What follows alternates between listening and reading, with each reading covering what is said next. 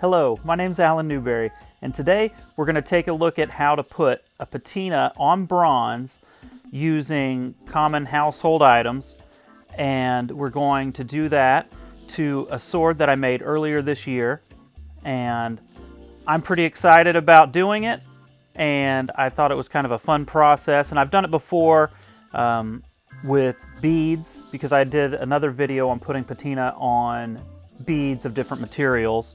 And so I used the same technique on that, but on a tiny scale, and now I get to do it on a large scale. Here you can see I just got a new stamp, so it's got my hammer snake on there. And this is the sword before. So this is exactly how it looked before we do it. It's made out of bronze. This one is, I believe, 12% tin and 88% copper. And here, first thing is to clean it. I already did some cleaning with the alcohol, but there were still maybe just a couple little spots where maybe I had buffed it and it had a little bit of buffing compound, so mostly I was looking at the edges there that needed to get a little bit more cleaning done. But yeah, the first thing is to make sure you got your hands nice and clean so that you're not putting oils from your hands onto it, and make sure that the blade is clean. Next thing is I'm going to take some vinegar. This is just plain distilled white vinegar, and I'm getting it all over. So in this case, I'm wiping it down with a paper towel and the vinegar. And so that's kind of good to get it all over the place. Later on, I use a different technique. So I'm just making sure I get all of the surfaces. And that's the first of the two ingredients. The next ingredient is just plain old salt. So I'm just using the regular table salt. You can see right there. And I've just kind of poured some onto a little dish. I was actually running kind of low on salt. I might have done this a couple more times if I'd had a little bit more, but it turned out to be just about right. So I'm making sure I'm getting it on all those side surfaces and really just trying to get it everywhere. It's kind of sticking to my hands a bit because I just wiped down the blade with the vinegar. All right, and then once you do one side, then you got to do the other side. Get a good healthy amount on there. I have heard of people making a paste with vinegar and salt. I didn't make a paste. I just wiped it down and sprinkled it on there. And then the next thing that you're going to want to do after that is to set it down into some sort of container where you can keep it off the bottom a little bit. It would have been nice if I had propped it up with something. You know, maybe I put a couple of rods underneath it to hold it up. That probably would have worked a little bit better, but in this particular container, it has kind of a deeper ridge around the outside, so I'm just kind of filling that up with the vinegar so that, you know, it'll kind of have vinegar floating around in the air in there and keeping it all nice and hydrated, and keeping the amount of vinegar on the blade there to keep it from drying up. So now after about 2.5 hours, I've come back to it, and you can see it's already got some really nice patina and splotches, and all those splotches are basically based around where that salt ended up. And so now I'm reapplying some vinegar, this time with a spray bottle, which I think is really great for at least the second applications and stuff, because you don't want to just wipe it off, because the patina will wipe right off here in the beginning. And we're going to use that kind of wiping around ability a little bit later. So after I've sprayed it, now I'm sprinkling some more salt on there so we can get it everywhere.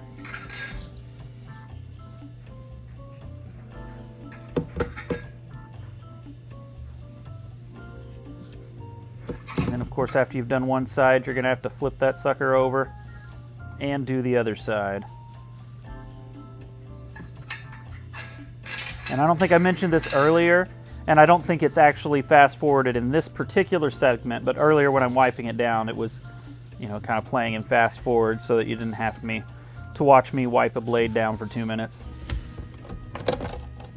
All right, so now you have the other side, and one thing to note is that where this is laying down on the plastic there, it's not getting the patina on there as well, because, you know, it's I think just kind of wicking off and going down onto the bowl instead of actually sitting on there well.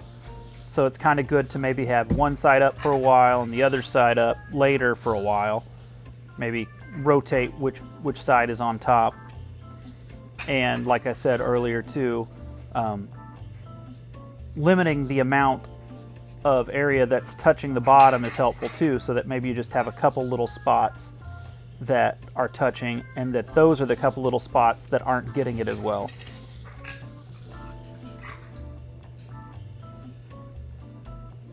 So yeah, here I'm just making sure I'm getting that salt everywhere. It's a pretty straightforward process.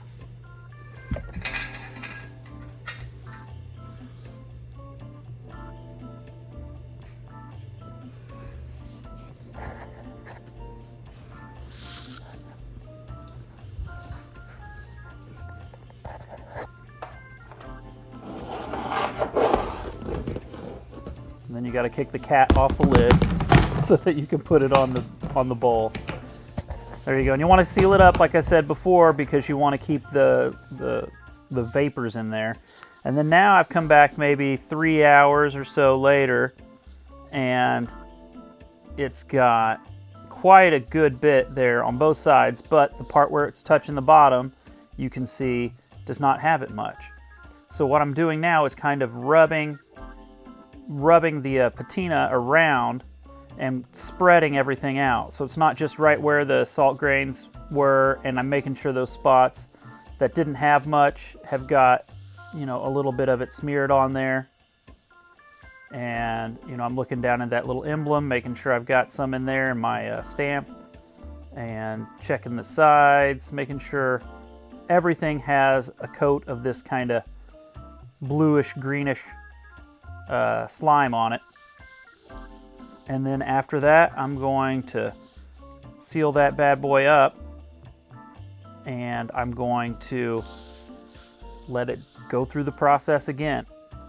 And now it's already got, it's pretty wet from the vinegar and the salt from before, and I've gotten it kind of smeared all over, and I made sure I've kind of got it everywhere. But what I am going to do is I'm going to go ahead and add another coating, a light coating of the salt. I might have done heavier had I had more, but we were just going through some winter storms, so we've kind of been stuck in the house a lot, and we ran through our salt.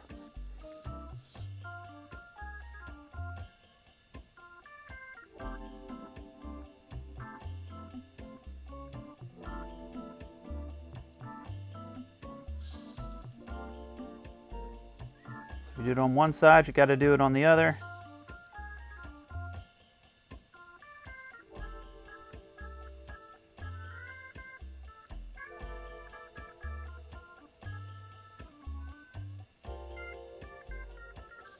And so now, once we get the salt on there, we will just close this thing back up and give it some more time.